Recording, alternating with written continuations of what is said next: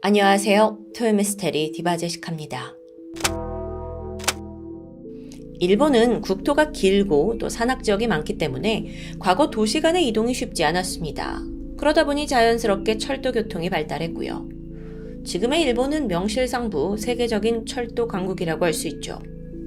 그런데 일본은 우리나라와 달리 여러 개의 민영 철도 회사가 존재합니다. 원래는 한국 코레일처럼 공기업이 한꺼번에 관리를 하던 시스템이었지만 1987년 총 7개의 민영 회사로 분할이 되었는데요. 이후부터 각 회사들은 더 많은 고객을 유치하려고 경쟁적으로 노선을 늘려갔고요. 또 배차 간격을 더 촘촘하게 만들기 시작했죠. 동시에 다른 회사보다 승객을 좀 더 목적지에 빨리 데려다 주겠다라는 목적으로 열차의 속도를 올리게 됩니다. 이 과열 경쟁 속에서 어쩌면 참사는 당연한 결과였는지도 모르겠습니다. 때는 2005년 4월 25일 새벽 23살의 타카미 류지로는 JR 서일본 소속으로 그날 전차 5418편 기관사로 배정됩니다. 회사에 입사한 지 약 11개월 차 신참 기관사였는데요. 어릴 때부터 기관사가 꿈이라서 잘 준비한 덕에 일본 최대의 철도회사 취업에 성공한 사람이었죠. 오늘 그에게는 아침 출퇴근길 운행이라는 아주 막중한 임무가 주어졌습니다. 근데 보통 신입 기관사라면 좀 승객이 적은 오후 시간대에 배차를 받는 게 일반적이에요. 하지만 당시 JR 서일본이 인원 감축을 하게 되면서 경력직 기관사가 없었고 결국 신참인 그가 그 자리를 때우게 된 겁니다. 사실 타카미는 어젯밤에도 막차 운전을 했고 새벽에 나온 상황입니다. 그래서 너무 피곤했던 탓일까요? 이날 운행을 하는데 각 역에서 딱 정차해야 할 그 위치를 제대로 맞추지 못하는 실수를 연발하게 돼요. 때문에 열차가 조금씩 늦어졌고 총 예상 시간보다 35초의 지연이 예상됩니다. 35초. 물론 1분도 안 되는 짧은 시간이지만 신참이었던 타카미가 점점 긴장하기 시작했어요. 그도 그럴 게 이에 대한 안 좋은 기억이 있기 때문입니다. 10개월 전에 입사한 지 불과 3주 차였는데 타카미가 운행 중 브레이크가 오작동하면서 정차해야 할 곳에서 무려 100m나 지나서 열차를 세우는 아주 중대한 실수를 저질렀죠. 이렇게 열차가 딱 맞추지 못하고 정차하는 경우를 오버런이라고 부릅니다. 때문에 열차를 후진해야 했고 그 과정에서 무려 8분의 지연이 발생했어요. 당시 회사 JR 서일본에서는 꽤나 악질적인 사내 문화가 있었는데 소위 일근 교육입니다. 실수를 한 직원에게 정신교육을 해주는 거예요. 그러면서 일단 당사자는 심할서와 반성문을 작성합니다. 여기까지는 이해가 되죠. 근데 여기에 더해서 회사의 사규를 그대로 옮겨 쓰는 아니 이건 학교 다닐 때 깜지 쓰기 같은 벌을 주는 건데요. 심지어 화장실 청소에다가 철도에 있는 잡초 제거, 철도에 떨어진 새똥 닦기 같은 일도 해야 됐죠. 기관사가요. 그리고 이건 모든 직원들이 보는 앞에서 마치 구경거리처럼 이뤄졌습니다. 그러니까 한마디로 실수를 한 직원한테 쪽을 주는 거예요. 그래서 JR 직원들은 이걸 일근 교육이 아닌 징벌이라고 여기고 있던 차이입니다. 아니 근데 JR 서일본 얘네는 왜 이렇게 엄격한 페널티를 부과했을까요? 그건 바로 치열한 경쟁 때문이었죠. JR 서일본이 운영하던 이 후쿠치야마선 구간은요, 대도시 오사카로 향하는 거의 관문과도 같은 중요한 라인입니다. 그러다 보니 매일매일 열차 이용객 수도 증가했고요. 당시 철도 회사들은 너도 나도 이 중요한 구간에 뛰어들었고, 심지어 똑같은 구간에 여러 개의 철도 회사가 역을 짓고 선로를 막 까는 정도였어요. 이 동일한 구간에 이렇게 많은 열차가 존재하는 건 세계에서도 그 유래를 찾아보기 어려울 정도라는데요. JR 서일본은 경쟁에서 살아남기 위해서 스피드와 정확한 운행 시간을 앞세웠습니다. 그리고 만약 기관사가 이걸 어길 경우 인격 모독까지 하면서 강하게 비난했고요. 기관사들 사이에서는 만약 운행 시간을 지키지 못할 경우 이걸 만회해야 하잖아요. 그래서 회복 운전을 하는 어떤 노하우가 전해집니다. 이게 뭐냐면, 그러니까 앞에 역에서 지연이 발생하잖아요. 그럼 다음 역에서 승객을 더 빨리 태우는 거예요. 자, 문 닫습니다 하고 후딱 태워서 시간을 줄여요. 또는 속력을 좀 더 빨리 내서 어떻게든 최종 시간을 맞춰내는 것인데요. 좀 위험하죠. 그런데 신참 타카미 역시도 이런 어떤 기술들을 선배에게 익히 들어서 잘 알고 있던 사람입니다. 다시 사건으로 돌아와서 타카미는 과거 13일이나 일근 교육을 받았던 적이 있어요. 그래서 좀 트라우마가 있었죠. 아니, 오늘도 만약 열차가 지연이 된다면 어쩌면 이 꿈의 직장에서 잘릴 수도 있다는 두려움이 생긴 겁니다. 이미 35초가 지연됐고 마음이 급해졌고, 그래서 그는 만회를 하기 위해 점점 열차의 속도를 올리기 시작합니다. 그 사이 열차는 시속 120km로 달리게 되죠. 참고로 여러분, 우리나라 지하철의 평균 속도는 시속 50km 정도고요. JR 통근전철은 보통 시속 85km 정도로 달린다고 합니다. 굉장히 빠른 속도였어요. 오전 9시 15분, 이타미역에 도착한 타카미가 또다시 실수를 저지릅니다. 브레이크를 너무 늦게 밟는 바람에 정차해야 할 곳으로부터 무려 72m나 초과해버린 거예요. 중대한 실수죠. 서둘러서 후진을 했지만 이 과정에서 무려 1분 8초가 지연됩니다. 사실 이전에도 계속 실수를 했었는데 이런 반복된 실수가 사실 흔한 케이스는 아니에요. 그래서 이상함을 느낀 몇몇 승객이 아예 여기서 내려버린 사람도 있었다고 해요. 근데 시간적으로 당시가 9시 15분. 대부분의 사람들은 학교나 회사에 가려고 이 열차를 탄 거잖아요. 그래서 그대로 승차를 하게 되죠. 오전 9시 16분 10초. 열차는 급하게 다음 역을 향해 출발했습니다. 오버런으로 인해서 이미 지연과 징계는 피할 수 없는 상황이에요. 게다가 승객들의 컴플레인까지 들어오고 있었고요.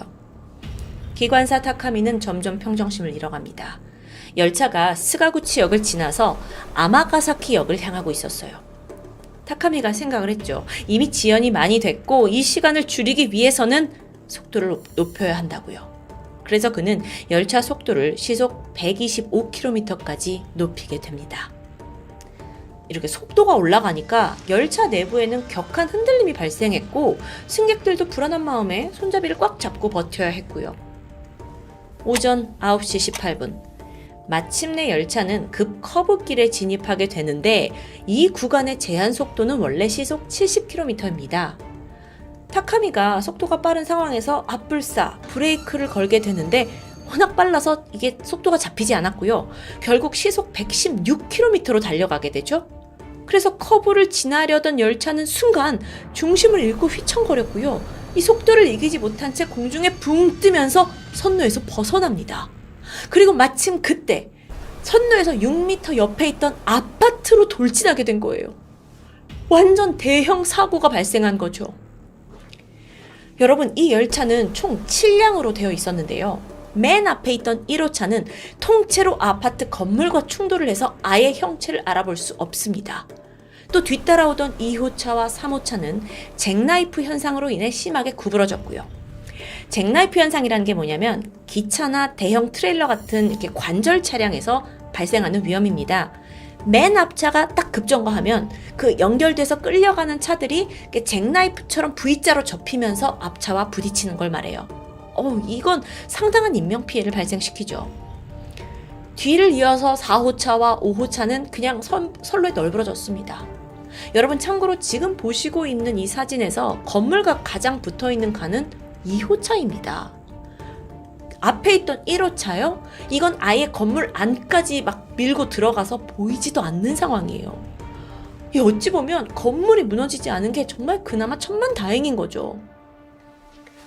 와, 당시 열차에는 약 700여 명의 승객들이 타고 있었습니다. 워낙 타고 내린 사람이 많아서 정확한 수는 알 수 없었다고 해요.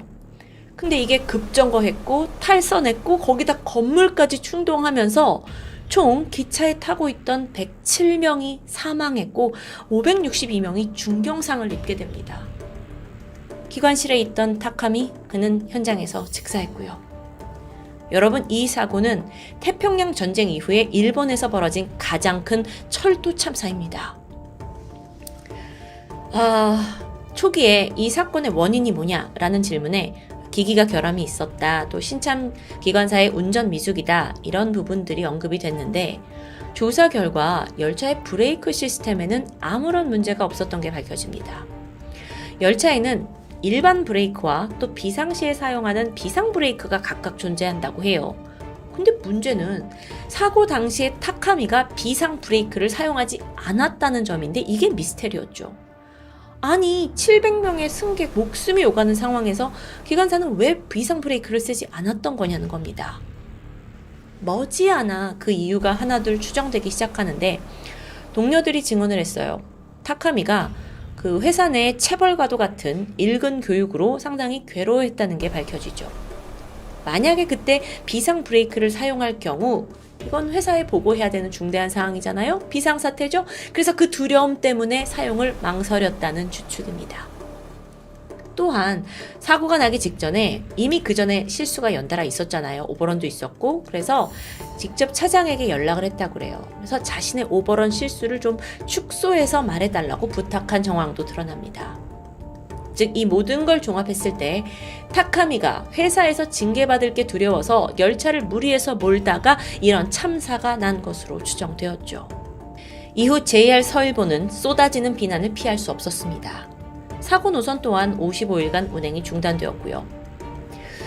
그러고 보니까 이 구간이 왜 이렇게 급곡선으로 만들어졌냐 이것도 문제가 떠오릅니다. 원래 철도선을 계획할 때는 없던 구간이었어요. 그런데 1997년에 이 회사에서 만든 또 다른 철도 라인 JR 도자이선이 개통됐는데 그 선이 이제 유동인구가 많은 소위 인기역인 아마가사키역에 정차를 하게 됩니다. 자, 여기서부터 여기까지 연결이 됐어요. 자, 근데 여기 후쿠야마선도 여기 있거든요. 그러면 기왕이면 후쿠야마선이 여기에 닿아가지고 정차를 하면 이 선을 이렇게 이어서 승객들이 연계해서 탈 수가 있잖아요. 그래서 부득이하게 급곡선 구간으로 만들어졌다는 게 밝혀집니다.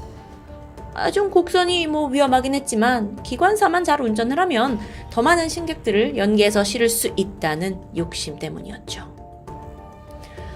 회사는 거듭 사과하고 참사를 수습하면서 또 회사의 명예를 회복하기 위해서도 애쓴 것 같습니다. 그 일환으로 사고 노선의 제한 속도를 시속 70에서 60km로 대폭 줄이게 되는데요.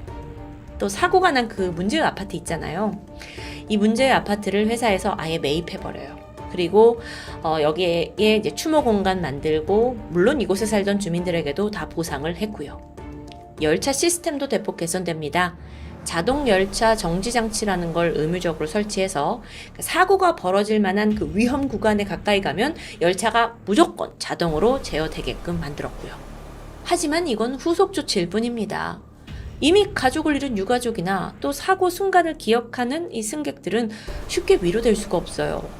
특히 생존자 대부분이 심각한 외상후 스트레스를 호소했습니다.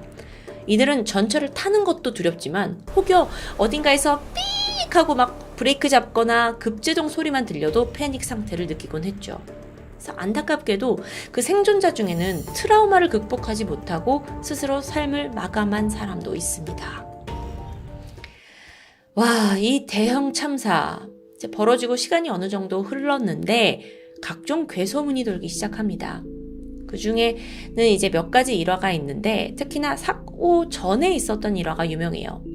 우선 하나는 사고 전날이었던 4월 24일 특이하게도 현장 부근에서 열차 6대가 운행이 중단된 유례없는 일이 이미 발생했었습니다. 근데 그 이유가 좀 기이했죠? 당시 열차는요, 이제 여러 열차가 서는 아마가사키역을 향해서 주행하고 있었거든요. 근데 이때 기관사가 이상한 장면을 목격한 겁니다. 한 검은 옷을 입은 남성이 선로 부근을 걷고 있어요. 위험하잖아요. 그래서 기관사가 다급하게 회사에 이걸 보고했고 안전상의 이유로 뒤따라오던 상하행 열차 6대가 모두 잠시 정차를 했던 거죠. 끝내 검은 옷의 남자의 정체는 밝혀지지 않았습니다. 하지만 그날 파급력은 대단했어요. 이 일로 이후에 총 39편의 열차가 30분 이상 지연되었으니까요. 또 다른 괴소문이 있습니다. 사고 당일 타카미가 정차 위치를 72m나 초과한 그 이전 역에서 벌어진 일인데요. 당시 22살이었던 A양이 학교에 가려고 평소처럼 열차에 올라타려고 했죠. 그런데 갑자기 낯선 할머니가 나타나더니 팔을 붙잡습니다. 이거 타면 안 돼. 짧지만 아주 단호한 말투였어요. A양은 이상했지만 할머니가 너무 진지하셨기 때문에 좀 찝찝해졌고 결국 다음 차를 기다리기로 하는데요. 그날 할머니를 지켜보고 있자 하니까 A양뿐만 아니라 열차에 타려고 하는 다른 승객들한테도 타면 안 돼! 내려! 이렇게 소리를 지르시는 겁니다. 물론 대부분은 그 충고를 듣지 않았죠. 갈 길 바쁘니까요.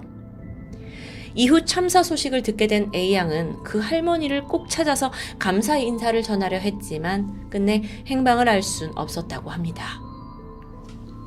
한편 기관사를 괴롭히던 그 JR 서일본의 일근 교육 시스템은 이제 어떻게 바뀌었을까요? 안타깝게도요, 여전히 이름만 바뀐 채 유지되고 있다고 합니다. 사고가 난 지 4년 뒤인 2009년 JR 서일본 기관사 3명이 일근 교육의 부당함을 알리면서 회사에 소송을 거는 일이 있었어요. 그리고 2015년인데 신칸센 터널에서 이제 부품이 떨어졌다는 이유로 이 회사 직원들을 시속 300km 이 고속열차가 오가는 터널에 세워두는, 버린 거죠. 벌로 그 무서운 곳에 서 있으라고 하는 끔찍한 일도 폭로되었습니다. 심지어 불과 2년 전인 2021년에도 황당한 일이 있었는데 JR 서일본 기관사가 열차를 이렇게 기지에다가 다시 이제 돌려주는 입고를 하는 과정에서 2분 정도 늦었다고 합니다. 그러자 회사가 어떻게 한 줄 아세요? 이 기관사의 2분치 급여에 해당하는 85엔을 삭감합니다. 85엔 하나로 800원 정도고요. 아니, 돈도 돈이지만 회사가 평소에 직원들을 어떻게 생각하는지 짐작할 수 있는 부분이죠.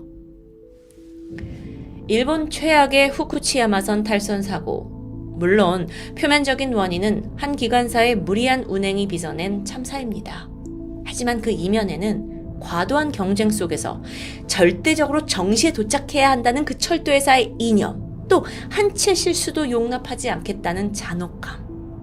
이건 결국 현대사회의 차가운 비극이 담겨 있는 것 같은데요.